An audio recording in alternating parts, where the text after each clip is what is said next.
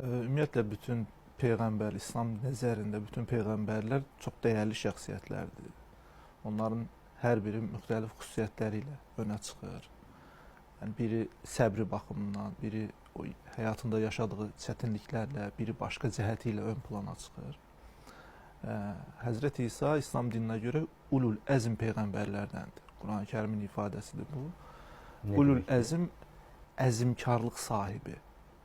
Yəni ən yüksək, ən seçilmiş peyğəmbərlər. Burada 5 peyğəmbərin adı çəkilir. İslam alimləri bunu 5 şəkildə sıralayır.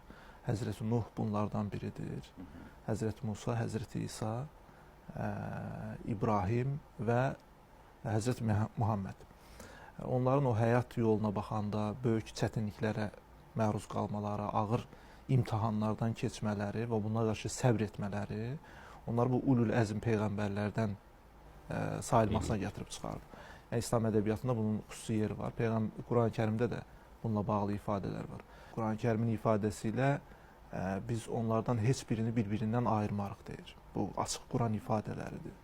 Amma nəticə etibarilə hamısı dəyərlidir, hamısı üstün şəxsiyyətlərdir və onların bir baxıma bir insan olaraq aləmlərdən üstün yaradıldığı, bütün digər insanlardan üstün olduqları, həm onlara verilən o imtahan məziyyəti qarşısındakı göstərdikləri səbr, mətanət, əzmkarlıqla başa çıxma qabiliyyətləri hesabı ilə onlar hamısı böyük şəxsiyyətlər həm Allah qatında, həm də İslam nəzərində möminlərin qatında, yəni inananların nəzərində dəyərli şəxsiyyətlər hesab olunur.